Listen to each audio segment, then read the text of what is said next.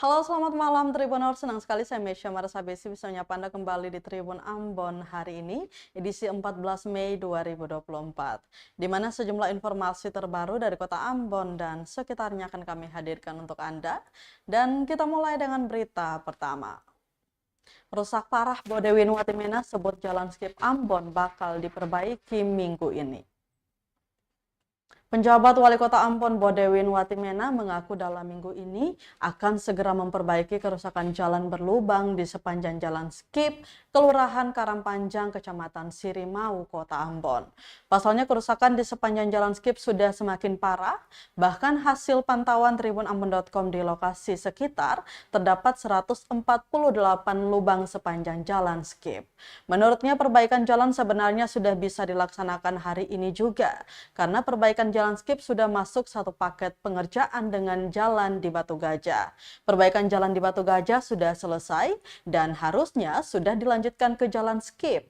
Namun karena kondisi cuaca yang tidak memungkinkan karena hujan, sehingga pengerjaan belum bisa dilakukan hari ini. Diberitakan kerusakan jalan di kawasan Skip, Kelurahan Karangpanjang, Kecamatan Sirimau, Kota Ambon makin parah. Diketahui kerusakan jalan ini sudah belasan tahun tak mendapat perbaikan, kurang lebih ada 148 lubang sepanjang jalan Skip, mulai dari pertigaan Cemet hingga ke tempat putar angkutan umum Lin 2. Di antaranya 120 lubang kecil dengan diameter kurang dari 50 cm dan kedalaman kurang dari 5 cm. Kemudian sisanya 28 lubang besar dengan diameter kerusakan lebih dari 50 cm. Kerusakan jalan itu menjadi keluhan bagi ribuan warga yang menempati kawasan tersebut.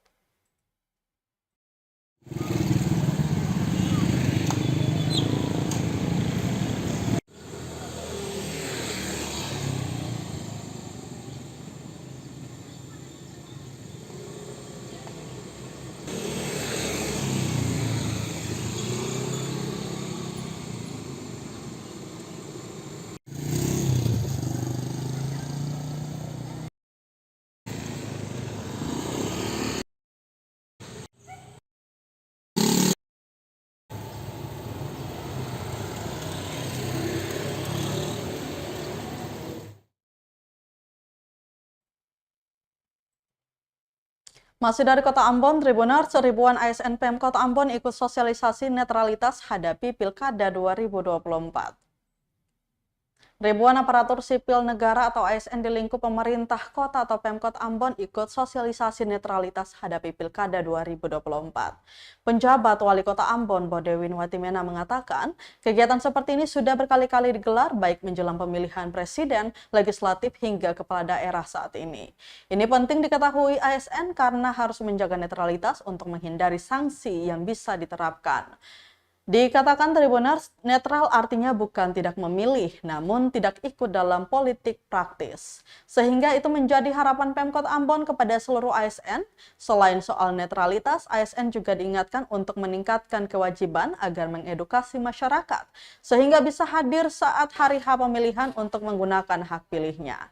ASN juga diminta bisa menjaga keamanan selama pilkada berlangsung.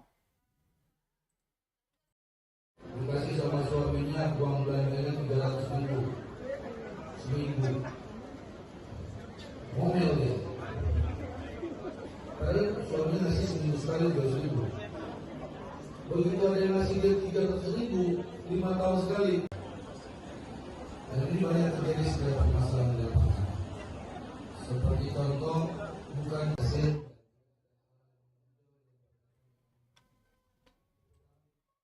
Kita beralih ke berita selanjutnya, Tribuners. PLTS Pulau 3 resmi beroperasi, masyarakat akhirnya bisa nikmati listrik 24 jam. Sebanyak 56 rumah tangga di Pulau 3 akhirnya bisa menikmati listrik 24 jam. Hal ini ditandai dengan peresmian proyek revitalisasi pembangkit listrik tenaga surya atau PLTS Microgrid 75 KWP Pulau 3 di Dusun Nusa Ela, Desa Ureng, Kecamatan Lehitu, Kabupaten Maluku Tengah, Senin 13 Mei 2024. Senior Manajer Pembangkitan PLN Unit Induk Wilayah Maluku dan Maluku Utara, Nyoman Satriadi Rai menjabarkan, listrik PLN pertama kali masuk di Pulau 3 pada 2012. Operasi selama 5 tahun kemudian mengalami gangguan, Dan solusi saat itu dilanjutkan beroperasi dengan menggunakan pembangkit listrik tenaga diesel atau PLTD. Kata dia, proyek renovasi yang dilaksanakan berdasarkan kerjasama antara pemerintah Indonesia dan Selandia Baru ini diharapkan dapat memenuhi kebutuhan dasar masyarakat setempat. Selebihnya dapat dimanfaatkan untuk pembangunan dan pengembangan di berbagai sektor. Nyoman pun mengajak masyarakat setempat agar bisa bersama-sama menjaga instalasi PLTS Pulau Tiga ini. Adapun PLTS Pulau Tiga ini menjadi satu-satunya sistem hibrida yang beroperasi di Provinsi Maluku menggunakan teknologi canggih solar PV baterai diesel genset dilengkapi dengan pemantauan jarak jauh. Hal ini memudahkan petugas PLN untuk memantau sistem secara real time. Sementara penasihat pembangunan Kedutaan Besar Selandia Baru di Indonesia, Kirk Yetes, saat melakukan site visit menyatakan ini adalah hasil yang sangat positif dari kerjasama antara Selandia Baru dan Indonesia menggunakan teknologi energi terbarukan terbaik dalam penyediaan pasokan listrik yang aman dan bersih kepada masyarakat Pulau Tiga. Kemudian Direktur Pendanaan Bilateral Siliwanti mengatakan pembangunan ini sejalan dengan program pemerintah yakni Energi Baru Terbarukan atau EBT. Dia pun menekankan penyalaan listrik 24 jam ini bisa memberikan multiplier efek bagi masyarakat setempat.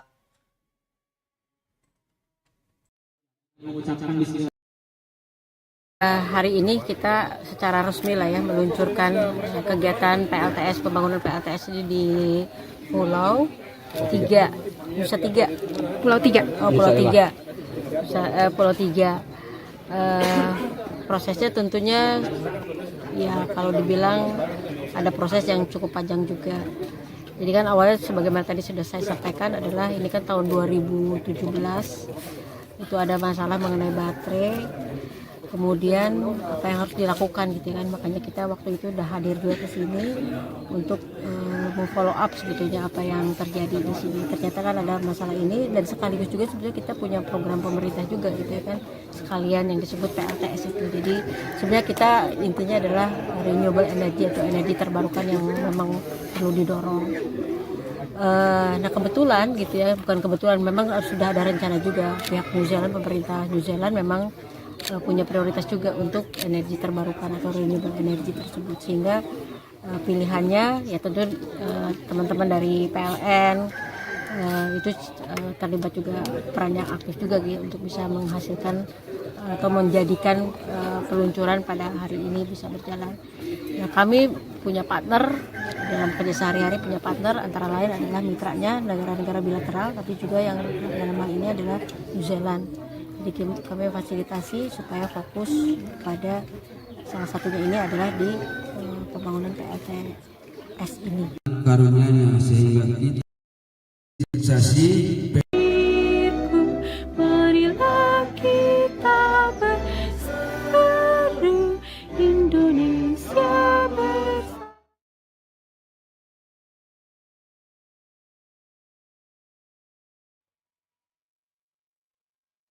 Tribuners, peresmian PLTS Pulau Tiga diharapkan jadi pusat pembelajaran terkait energi terbarukan di Maluku. Peresmian proyek revitalisasi pembangkit listrik tenaga surya atau PLTS Microgrid 75 kWp Pulau Tiga diharapkan akan menjadi pusat pembelajaran terkait energi baru terbarukan atau EBT. Manajer program New Zealand Maluku Access to Renewable Energy Support, Safitriyanti Bahrudin menyatakan, salah satu tujuan utama program ini yakni menerapkan EBT di semua sektor. Untuk itu, dalam hal pembangunan kapasitas dan pengetahuan tentang EBT ini juga dapat dimanfaatkan baik bagi petugas PLN, mahasiswa maupun masyarakat pada umumnya. Seperti yang diketahui, PLTS Pulau Tiga ini berlokasi di Dusun Nusa Ela, Desa Ureng, Kecamatan Lehitu, Kabupaten Maluku Tengah. Proyek renovasi yang dilaksanakan berdasarkan kerjasama antara Direktorat Jenderal Energi Baru dan Terbarukan dan Konservasi Energi, PLN, dan pemerintah Selandia Baru. Mereka mengawasi seluruh proyek tersebut yang dimulai dengan survei lokasi, studi kelayakan, persetujuan pendanaan, serta tender penunjukan dan pengawasan kontraktor. Engineering, Procurement, Construction untuk melaksanakan renovasi sistem PLTS Pulau 3. Adapun total dana untuk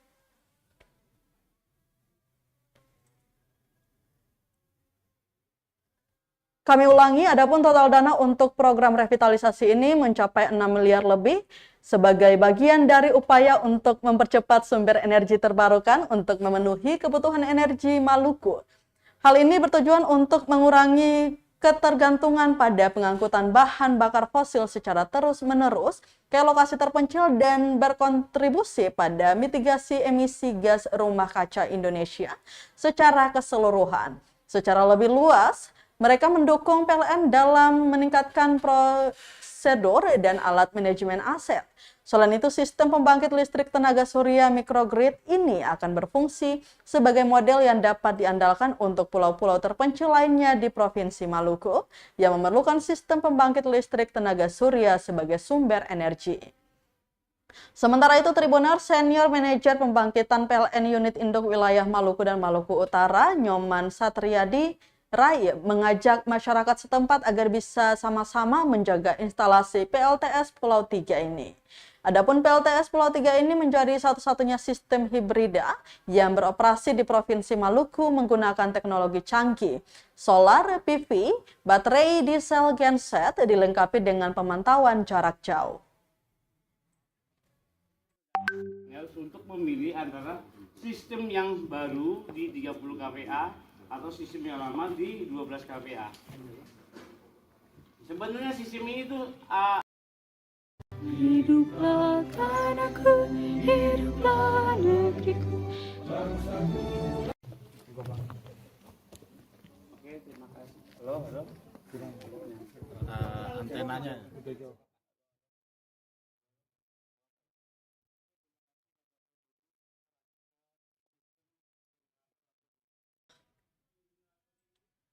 Tribuners, ini jadwal lengkap KMP Danau Rana Namlea Masarete terbaru Mei 2024, lengkap dengan harga tiketnya. Angkutan Sungai, Danau, dan Penyeberangan atau SDP Pelabuhan Namlea mengeluarkan jadwal terbaru KMP Danau Rana tujuan Namlea Masarete untuk bulan Mei 2024. Bagi Anda warga Namlea yang ingin berlayar ke Masarete maupun sebaliknya dengan KMP Danau Rana, berikut jadwal kapalnya. Untuk Senin hingga Kamis ada 4 trip rute Namlea Masarete dan sebaliknya. Trip 1 tujuan Namlea Masarete dijadwalkan berangkat pada pukul 8 pagi sampai pukul 9 pagi. Trip 2 tujuan Masarete Namlea dijadwalkan berangkat pada pukul 10 pagi sampai pukul 11 siang. Trip 3 tujuan Namlea Masarete dijadwalkan berangkat pada pukul 2 siang sampai dengan 3 sore. Trip 4 tujuan Masarete Namlea dijadwalkan berangkat pada pukul 4 sore sampai dengan 5 sore. Untuk hari Jumat dan Sabtu hanya terdapat 2 trip atau hanya 2 kali keberangkatan saja, yaitu trip 1 dan trip 2. Sedangkan pada Minggu ada 4 trip dan hanya tanggal 26 saja yang terdapat 2 trip atau 2 keberangkatan.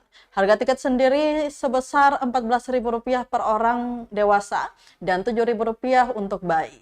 Sedangkan kendaraan roda 2 sebesar Rp24.000, kendaraan roda 4 Rp153.000 sampai Rp163.000, tergantung jenis kendaraan roda 4 yang dipakai.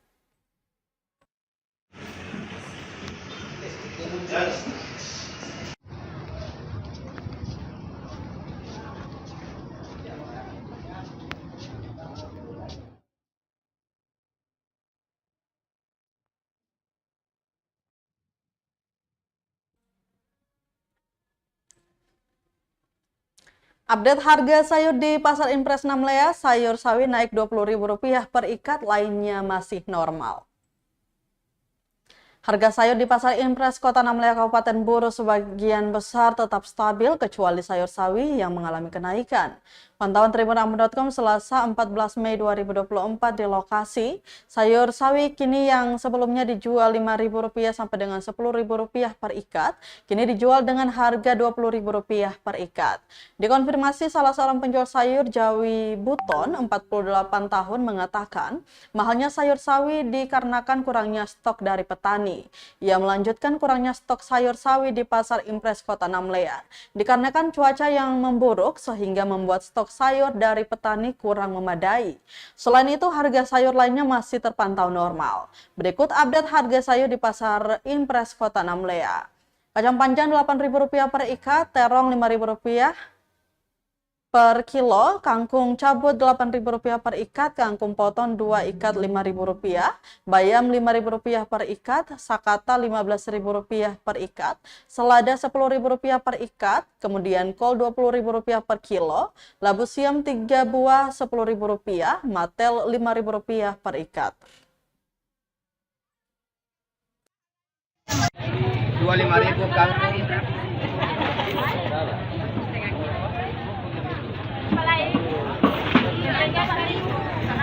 Ya, ke bawah, banjir bawah,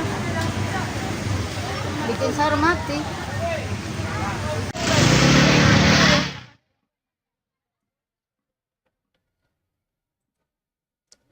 Kita ke berita selanjutnya, Tribuners. Aris Reklame, The Legend pengrajin stempel di Ambon sudah generasi ketiga. Jika cap jempol hanya tanda tangan menjadi alat pengesahan paling tua, maka stempel satu tingkat di bawah itu. Maka tidak salahnya jika disahkan, jasa pembuatan stempel adalah salah satu usaha paling tua. Saking tuanya, jasa ini sangat familiar dan biasanya punya tongkrongan sendiri di sudut kota. Di kota Ambon, itu pertanyaan yang pasti spontan dijawab. Di depan amplas, tepatnya di Jalan Kopi, Kecamatan Sirimau. Belasan lapak berjajar di trotoar yang kurang dari 2 meter lebarnya. Ukuran dan bentukan lapak pun sangat sederhana. Terdiri dari meja dan papan disusun bertingkat yang berfungsi sebagai etalase produk. Mulai dari stempel hingga batu nisan. Mengingat ini unit usaha paling tua, tentu ada sosok pengrajin stempel yang mendapat predikat legend di tongkrongan itu. Ialah Aris Reklame, usaha jasa pembuatan stempel dan nisan yang sudah masuk generasi ketiga. Aris Reklame dirintis sejak tahun 1980-an oleh Leo Tupu, yang kini sudah memasuki usia senja. Pria yang hangat disapa Om Leo kini melanjutkan usaha stempel di Namrole, Kabupaten Buru Selatan. Sementara Aris Reklame diwariskan ke anaknya Milian Tupu atau akrab disapa Bos Pian, 40 tahun. Keahlian pembuatan stempel dan batu nisan juga diturunkan hingga ke cucu-cucunya. Salah satunya Muhammad Nabil Tupu, 19 tahun, yang baru lulus dari bangku sekolah. Sang cucu Nabil bercerita, awal kakeknya merintis usaha di samping gedung Ambon Plaza atau Amplas. Lantaran berbagai alasan, Aris Reklame pun pindah di Jalan Kopi atau sebagian warga Ambon menyebutnya Lorong Naga Kuning. Beragam jasa dan produk ditawarkan mulai dari stempel atau cap, batu nisan, prasasti peresmian, macam-macam papan nama dan plat nomor kendaraan. Dikatakan meski tak banjir orderan seperti kakeknya dahulu, tetapi Aris Reklame masih menerima sekitaran 20-an pesanan stempel atau cap setiap minggu. Nabil bersyukur dirinya bisa mewarisi keahlian tersebut yang mana dia belajar langsung dari sang ayah. Namun baginya melanjutkan pendidikan ke jenjang yang lebih tinggi menjadi tujuannya saat ini. Impian terbesarnya mendirikan percetakan modern itu untuk membanggakan orang tua. Ia mengatakan saat ini kakeknya melanjutkan usaha stempel di Namrole, tetapi beberapa bahan baku masih disuplai dari Ambon. Perkembangan teknologi saat ini semakin mempermudah jasa pembuatan stempel. Tak heran, Nabil dengan mudah mendesain beraneka bentuk stempel melalui aplikasi komputer. Tak ayal, waktu dan tenaga pun jadi efisien. Di mata Nabil, sang kakek orangnya tegas namun berhati baik. Salah seorang pengrajin stempel lainnya, Doni Edward Melayu, 39 tahun, ikut membenarkan warisan turun-temurun itu. Dijelaskan bahwa dia dan rekan sebayanya Vian Tupu sama-sama melanjutkan usaha orang tua. Namun Aris Reklame sudah berjualan hingga 3 generasi. Menurutnya sosok Om Leo dikenal baik dan welcome dengan siapa saja, termasuk akrab dengan sesama pengrajin. Hal serupa juga disampaikan Abang Oleng. Pria bernama lengkap Bambang Sugito, 45 tahun itu, mengaku Om Leo merupakan senior di antara para pembuat nisan dan stempel. Meski begitu, Tribuners, Om Leo selalu menaruh perhatian untuk rekan-rekan di sekitarnya. Selanjutnya, di antara para senior hanya Om Leo yang masih hidup.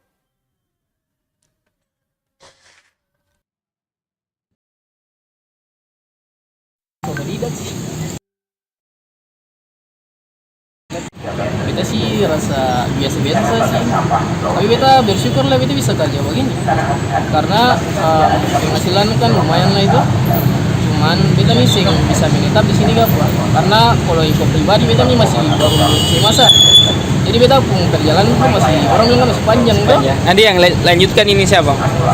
Kalau lanjut sih beta pun kakak laki nanti nama Fatur. Nah dia kan tahu semua, tadi lebih tahu daripada beta. Beta mungkin tahu, tapi beta sengsi banyak dia.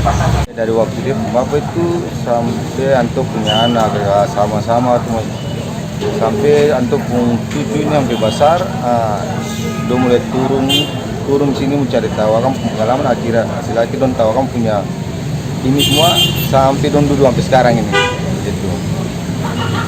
Sudah ada senior, Om Leo itu senior di sini. Nah, sosok Om Leo di mata Abang Oleng sendiri bagaimana? Om Leo baik, orangnya baik, perhatikan adik-adik di sini. Orangnya baik lah, gaul sama adik-adik. Baik lah, pokoknya orangnya baik.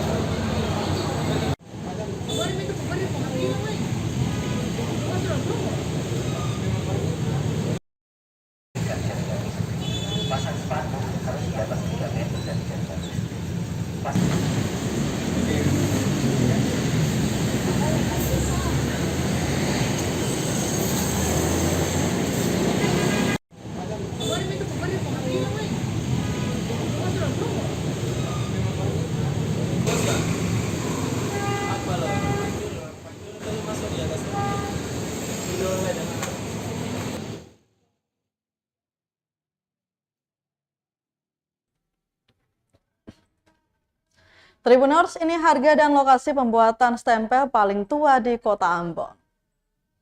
Sentra pembuatan stempel dan nisan di Kota Ambon berlokasi di Jalan Kopi, Kecamatan Sirimau.